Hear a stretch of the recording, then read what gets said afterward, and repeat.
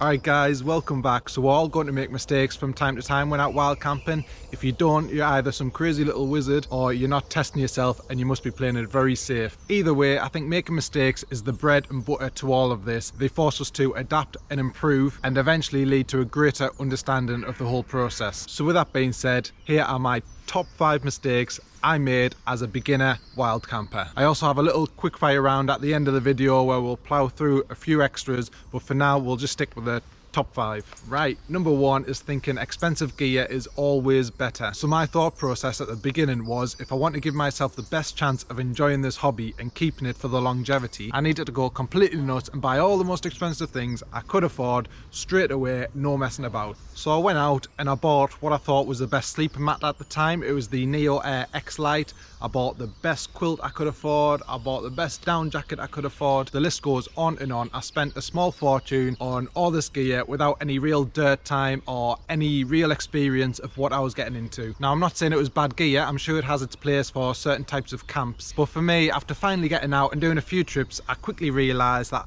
all that gear was complete overkill and I just didn't really get on with it, to be honest. So there's a few reasons why I didn't get on with it. Firstly, I realised I like to camp in the woodland where it rarely drops below a certain temperature, so I didn't need all this specialist kind of gear. It also put a limit on the amount of fun I was having. I mean, having all this expensive gear, I was constantly worrying about damaging it. I'd rather go for the more budget options and then I can get down and dirty and not worry too much about any rips, tears or any punctures that I might get. So the main reason I went away from all the expensive stuff was I realised I like the more survival aspect of camping. I'd rather rely on skills and knowledge more than just going out and getting some expensive thing that I think I need. So yeah, number 1 was buying expensive gear. I'm sure it has its place in certain situations, but for me, I feel much safer, much more comfortable with the cheaper options out there. Right, okay, number 2, and that is following YouTube trends. So you'll all have probably heard of one of these especially, and that is going ultralight. Now, fair play to YouTube, there's a lot of great information on this platform, but when I was just getting into camping and I was doing my research for the first time, there was so many videos on going ultralight that I just assumed that that was the way you do it. That's the way to have the best experience. And the thing is with YouTube, the more you research a certain topic, the more it suggests them videos to you, so you just end up going further and further down the rabbit hole. So yeah, in the end I assumed that having lighter gear made for a better experience, but it just wasn't the case for me. I actually remember the first time I went out with a mate and he had his big oven grill strapped to his rucksack. He had a big old axe, a big beefy saw and a proper bushcraft knife, and there was me rocking out with just a little neck knife. That was my only tool, and at the time I was thinking he's mad for carrying all that weight. But at the end of the day, it all depends on what type of camping you like to do. For me, I like to do less hiking and spend more time around camp. So in my case, bringing out heavier, bulkier gear is completely fine, but YouTube was telling me otherwise. YouTube was saying weight is bad. So there's him processing all this firewood, rapid fire, chopping it up, sawing it up, and I couldn't really get involved. I only had a little neck knife, so I couldn't do anything. I soon realised that going ultralight just wasn't for me, so I soon switched up my gear to make it more practical for my situation. I still haven't went as far as bringing me big old oven grill out yet, but oh, fair play to him. I respect it more when people are just getting out there enjoying themselves with the stuff they have, rather than in the other situation, just somebody going out spending all the money they can on expensive gear that they think they need. Also with the ultralight mentality, like chopping down your toothbrush, choosing a mini Bic lighter over a normal size Bic lighter, trying to save grams like this, it all just feels a little bit too extreme for me. Okay, number 3 is trying to build a one setup suits all system. I go by a saying, and that is KISS. Keep it simple, stupid. Now, I still try to implement this saying to an extent today, but at the beginning of my camping journey, I was too all in on this idea. I wanted to create a nice, simple setup I can use on any trip, no matter what the conditions were. But in reality, it just doesn't turn out to be the case. You're going to be wanting to use different stuff when you're going up a mountain, opposed to going into some woodland. Same with summer, you'll want a different setup to what you would use during winter. This isn't the worst mistake I've ever made, and in a way, it's helped me to streamline my kit to an extent.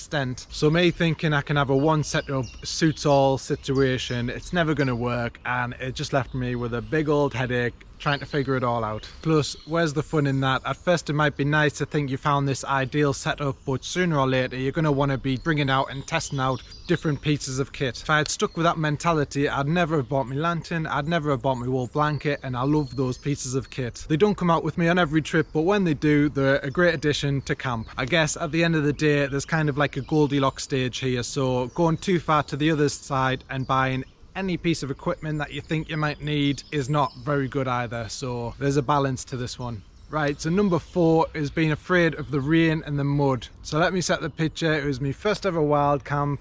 I'd done all my research, I got all my kit, I ventured off into the unknown. I went down to the Lake District, and yeah, it was a beautiful sunny day, but about halfway through, the tiniest bit of rain came down and I was like, boom, boom, boom, get me waterproofs on, get me back cover on. I couldn't get wet. In my mind, if I got wet, that was very bad, very dangerous for me. But by the time I'd put on all my waterproofs and everything, the sun was back out, shining again.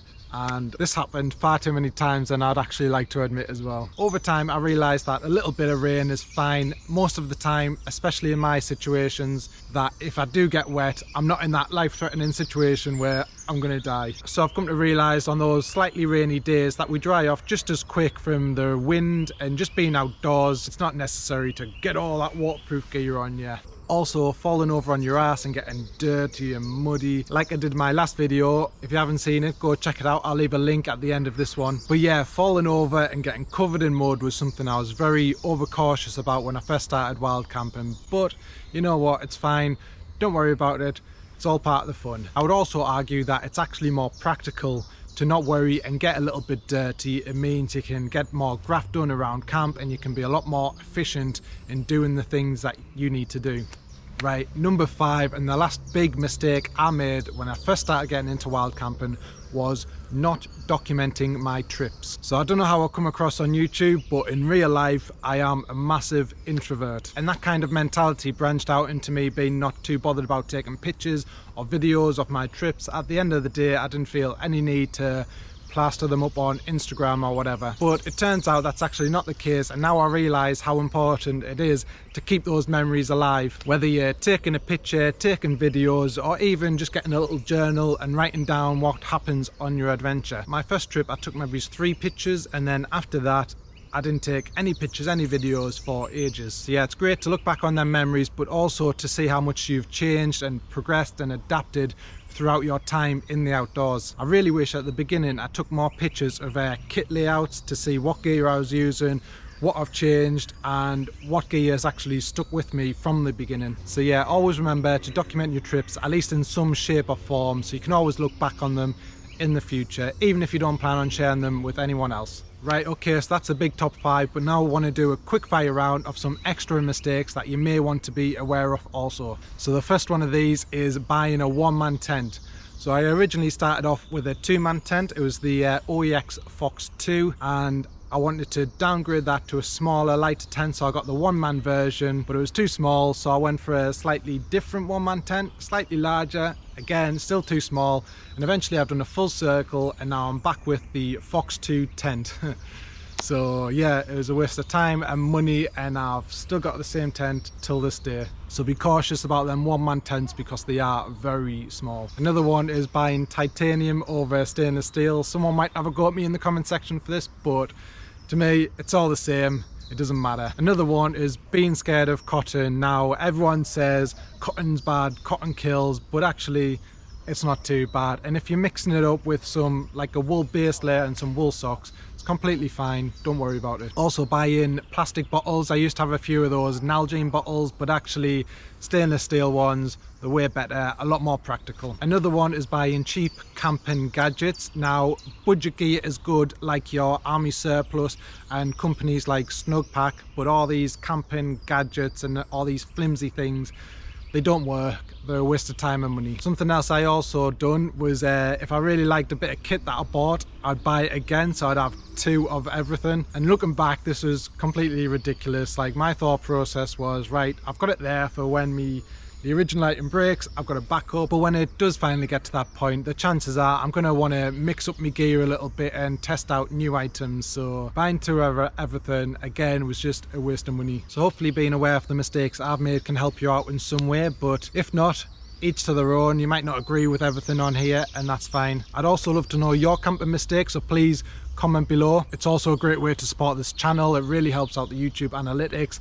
A big thumbs up as well would be massively appreciated. We're not messing about. We've hit 1k. We're going for 10k now. Right, thank you everyone for watching. I'll see you on the next one.